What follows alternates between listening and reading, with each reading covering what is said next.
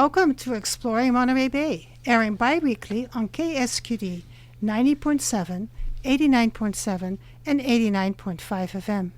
I'm your host, Matilda Rand. My guests are Susan Forrest and Wilma Chandler. Susan hails from Toronto, Canada, and is the co-founding member with Deborah Bryant of 36North. She's a playwright, actor, and producer, as well as being a former flamenco dancer who has performed in Canada and Monterey Bay. She's also an actor who has widely acted in the Monterey Bay area. Wilma Chandler is a member of 36North, a director, playwright, theater producer, and former chair of theater arts at Cabrillo College. Welcome, Susan and Wilma. Thank you. Thank you. Could you tell us how you got started with 36North, Susan? Well, I called my friend Deborah Bryant, and I said, how would you like to start a playwriting group? And she said, oh, okay. So we started adding people, and like in order of appearance, they were me, Deborah Bryant, Ruth Elliott, Steve Spike Wong, Steve Capasso, Wilma Chandler, Kathy Chekovich, and Gail Barkowski. So we have 8 people right now. Playwright group. What was your impetus to do a playwright group? It was probably very selfish. I wanted to write plays, so I called somebody up and said, do you want to join a group? So, yeah, that's about it. Wilma.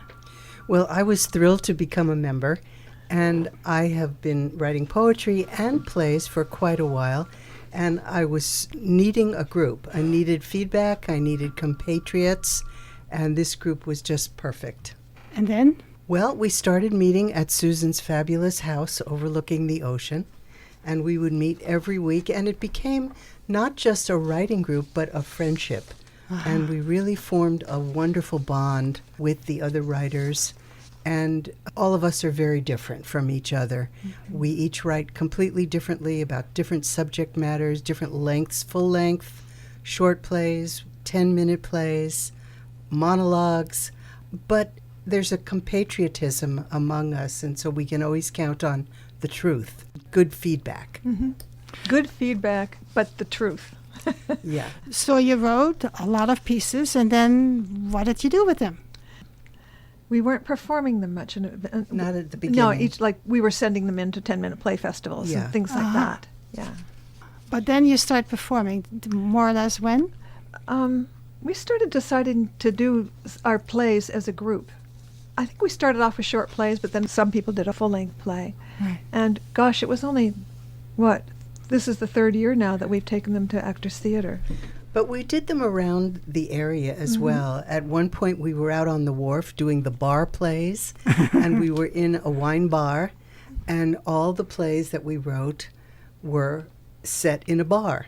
And we got a huge audience, and it was when people were drinking and watching our plays, and it was wonderful. Another time, and Susan can talk about this too, we did a benefit for the ASPCA, and we used real dogs, and there were dogs in every play. And I remember this really fondly because I did a monologue. I can't remember who wrote it, but I was doing the monologue with a dog, and the dog completely stole the show. She did whatever she wanted, and at some point she lay down and fell fast asleep. And it was hysterically funny, even though the monologue was serious. So the dogs stole the show. Yeah, and we made a lot of money for the SPCA. Yeah. Oh, that's wonderful. Yeah. Now, you said we were doing the plays, but you're not acting them out per se. We are. Sometimes. Yeah. We choose who we want when we do a show, the next one that's coming on May the 26th.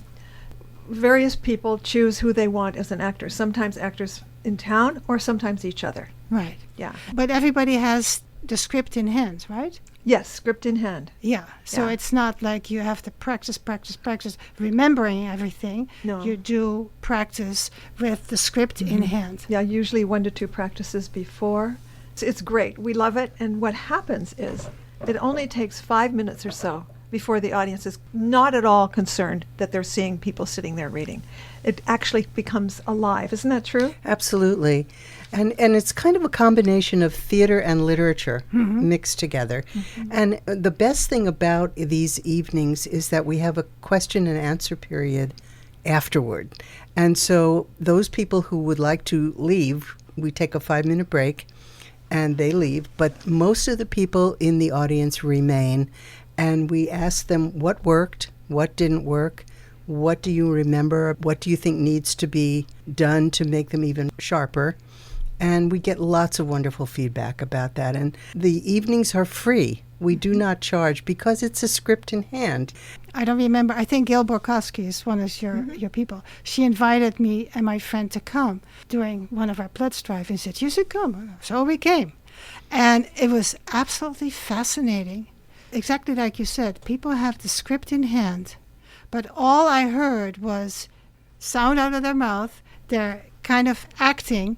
And it wasn't like disturbing that they were just reading, because they weren't just reading. They became alive. They became It was real. totally alive. And then, of course, me never saying anything after a show, I was so pleased that I could ask a question. You know, you really take us seriously. And then even sometimes the reaction from the person who actually wrote the play is very positive in the sense of, oh, and then this. And then sometimes there's a dialogue going back Absolutely. and forth between the playwright and the person in the audience. For me, but I could also see it with other people, it was very endearing that we were taken seriously and that hopefully it helped in furthering the play itself. It has helped me getting Yeah. new ideas or a way around a problem that wasn't quite working. Yeah. A play is a very difficult medium. It doesn't function alone like a novel or even a poem, where you can sit quietly at home and be filled with that alone. A play requires people and requires audience and requires backstage lights and music and all kinds of other accoutrements to make it work. And so having the audience there to give Q&A at the end is really vital to us as beginning play or as fledgling playwrights to get better at what we do, so that when it does become a full performance, we have all those words in our head about what worked and what didn't work. What I was observing is that everyone is so involved. Even if a person's play is not on, the other people, the attention they play with the people that are actually acting it out with script in hand, and the playwright itself, they also start thinking and thinking and thinking. I can see that. As audience member, we're not only looking at the people that are reading from the script, but also at the reaction of the other The actors on playwrights. stage. Yeah, we're all on stage. You're all on stage. Well, that's true, Sue, because we work on it in our group. We talk about it, but in the final, we haven't seen anybody act it, so it's always new to us again. It's really great. I would just like to mention the individual people in Go the ahead. group very quickly. I'll start with Deborah. Deborah is a brilliant writer and also a ecology person. She works a lot with the oceans and with marine life, and her work is highly abstract and almost like a cubist artist would work on language. She's just fabulously intricate. Ruth Elliott is also a wonderful playwright and has moved up to Portland, but she works with us via Zoom now, and so we're happy that she's still with the group. And then we have Spike Wong, who has just completed a brilliant full-length play about his heritage. We have Kathy Chetkovich, whose last work was just done at Shakespeare Santa Cruz last summer, and so we're really happy that she's working on new material now. And then we have Susan, who does all kinds of intricate, wonderful stuff. And we have Steve Capasso, who is our Jersey boy, who has written many, many beautiful pieces. And so it's a very vital group. I hope I didn't forget anybody. Gail a very Borkowski. And Gail. Gail is our my newest. goodness. Oh my God! And Gail, Yes. I hope you're She's listening. fabulous. She is our newest member, and she's writing some amazing, beautiful, complex psychological work. So we're just a very complicated, beautiful mixture of people. We also used to have and dearly departed Jory Post, who was a beautiful member of our group, and we miss him. somehow just the complexity of this group of people adds to how we build our material. And you're sticking together. So And we there's- meet every week. Every week? Every single Yeah. week. Yeah. And even if we don't have a lot of material, somebody always usually comes up with new work every week. Well, let me take a short break and let people know that they're listening to KSQD 90.7, 89.7, and 89.5. My name is Matilda Rand. The program is Exploring Monterey Bay. I'm here with Susan Forrest, the co-founding member of 36 North, a playwrights collective, and Wilma Chandler, member of 36 North. And we just kind of looked over who's in it and how they all kind of continue from the beginning. I mean, you have added some people, but you really are sticking together because you meet every week. Mm-hmm. And you review people's work, you give feedback, Mm-hmm. and then at some point you're ready to give a season performances that is going to happen soon. So why don't we talk about that for right now? All right, go Okay. ahead. Well, the first show coming up this coming Monday is called Fresh Ink, and it is new work by 4 of our playwrights, material including Susan Forrest, who you should talk about it because your work is featured in the show. I'm just selling the wine and the cookies. So Before she starts with that, because then that's this month. that's this month. And what about June? Okay, June 16th, we have an evening called the Furniture Plays. And all the plays have some aspect of a piece of furniture. And I just want to jive on that for a moment because we spend some time thinking about how we can bind these together. And one that never got done, which I sorely would love to see happen, is the duct tape plays, which hopefully at some point we will each write a piece about duct tape because it was a major topic of conversation and yet it never happened. I promise. But June 6th is the Furniture Plays, and that is a group of short plays all around furniture. July 14th is an evening of narrative voices, probably all monologues. August 11th is new works in progress, including full-length material. And then September 8th is what we call potpourri, and that's things that we've started that are just kind of tantalizing and haven't been yet fully fleshed out. So the audience will be experiencing all kinds of aspects and all kinds of new work. Fascinating. So let's go back to the first performance, which is Yeah. next Monday, Fresh Ink. Yes. My play is called Bill's First Book. And it opens, and then the other plays happen at the end. There's like a 3-page coda to what happened at the beginning.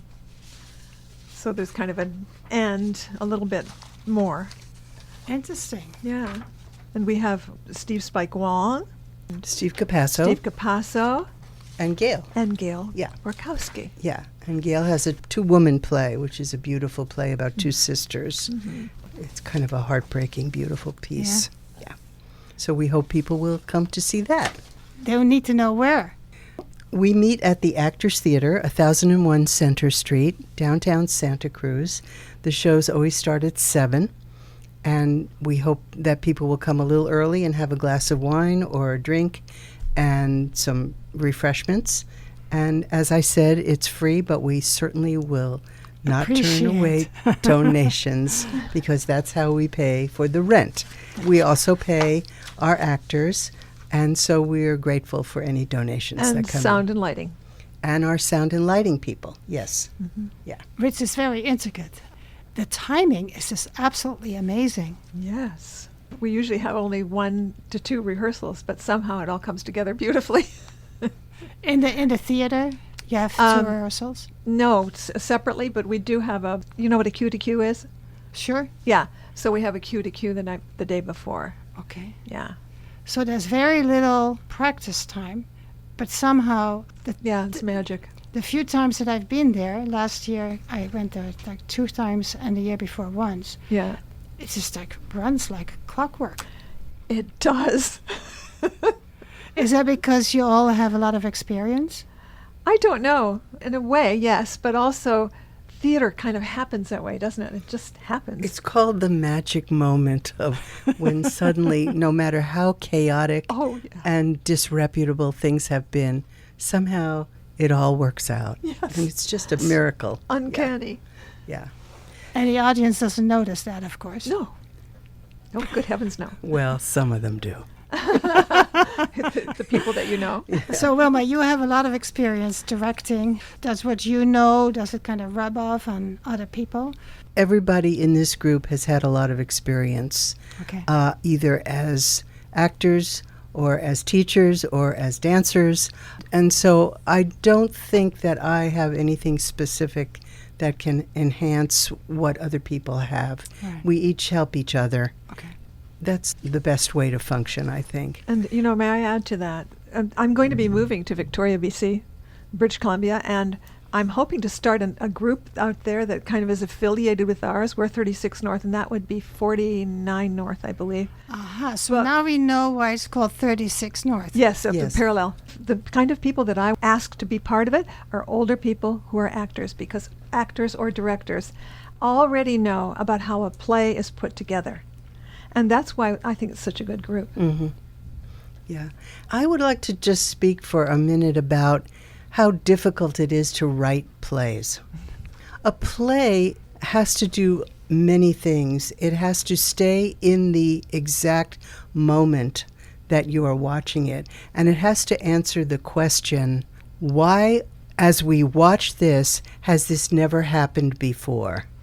Why is this the first time that we are watching this crisis develop, or this series of funny situations that climax and then have a denouement which have never happened before?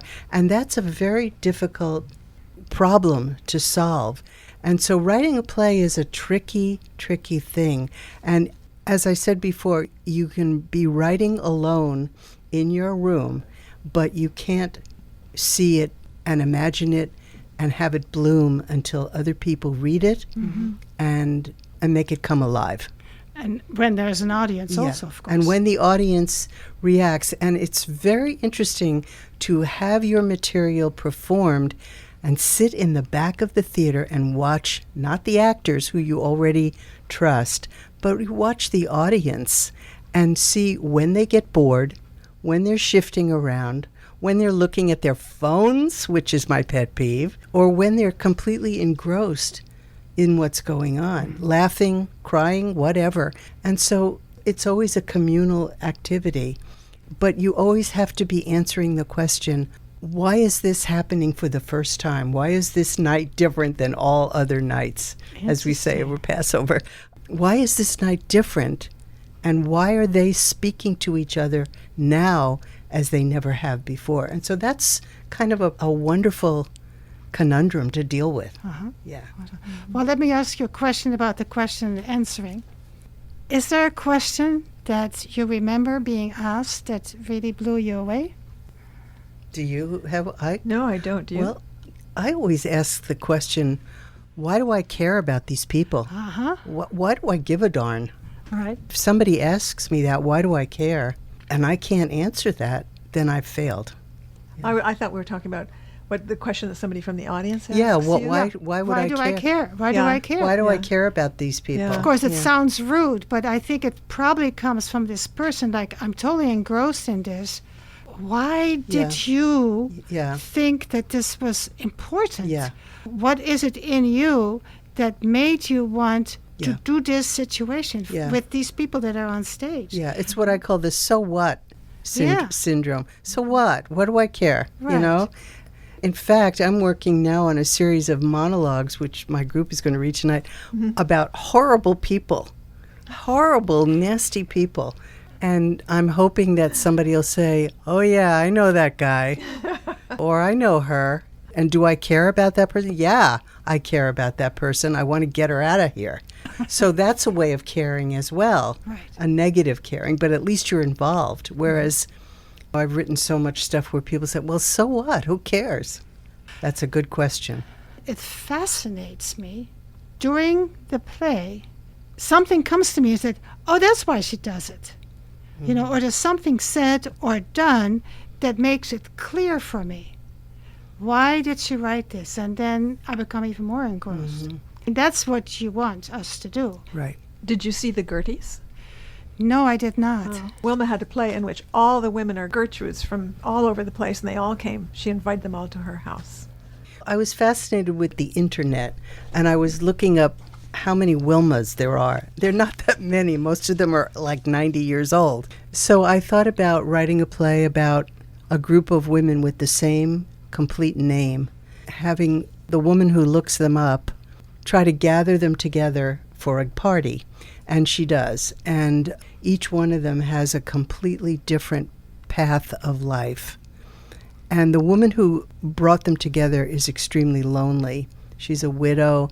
She's lonely. She's socially inept. And so it's about this gathering of women. And I guess the reason I wrote it was to see if I could bring kind of a rainbow of women together from different walks of life. And hopefully that play will go somewhere. I don't know. Right now it's not going too far. I also want to mention that it's very hard to get plays produced around the country. Most theaters are struggling financially. And so to get your play produced is a tricky, tricky thing. And so that's why we're very grateful to the Santa Cruz audiences, because they come out and they really represent. And it's a beautiful thing. Yeah. Right. And of course it also helps that your production isn't that expensive because you have the script in hand. Right. And even though we get the experience of a full play without all the costs that you have to go into and the producers and... I have spoken to people who have never been to a play before, and they decide after seeing or hearing our stage readings that they were going to start coming to the theater. So it's an easy entrance into the theater, I think. Right. And Santa Cruz Theater is alive and well. Yes. We have Santa Cruz Shakespeare, Mountain Community Theater, Actors Theater, Teatro Campesino, which I just went to see last week in San Juan Bautista. All these wonderful things going on. But you start by just hearing actors reading their scripts, and you get kind of a taste of what you could experience. I asked you about what's coming up this summer, and do you also work with the Santa Cruz community of writers? No? Nope. We are a self-contained unit. Well, I'm sure people would like to know, because I'm sure there's people listening that are budding writers and would love to get feedback and be in a group. What's your advice to them? How to form we a group? have 8 people, and I think that's about all we need. Right. Because it takes a long time to go through 8 plays. Yeah. I am teaching a workshop this fall at Actors Theater on writing the 10-minute play. It's almost full, but there's still a few spaces left. And I think if that group is really excited about their work, we could start another group from that of people who would like to develop their skills as playwrights. And how would people find out about Just through Actors Theater. Okay. Go to the website, santacruzactorstheater.org, I believe it is, or go to the 36North.org website. That's your website, and that's also the website people can go to learn more about what you do, or get some ideas about Deborah Bryant and Susan Forrest, who are the co-founders of 36 North, and you, Wilma, as a participant. We have just a minute for some final thoughts. Well, I'd like to say I admire Wilma very much. I mean, her background and her experience is incredible and vast, and it's so great to be critiqued or talk about our plays when we're writing them and give us ideas. I love your ideas. Well, thank you, but I feel that way about everybody in the group. Every single person in this group has really put it out there. They're wonderful writers, they're wonderful critics, they're good actors. They care about the arts and the future of the arts in a world that we're living in right now, in which the arts are suffering and staggering under the you-know-what. I'm not even going to go into it. But this group cares about the arts, and we hope you will come and see our work. And it's real work. It's based on life. And I love the interaction between the audience and the playwrights. You actually help us get over that threshold of the theater.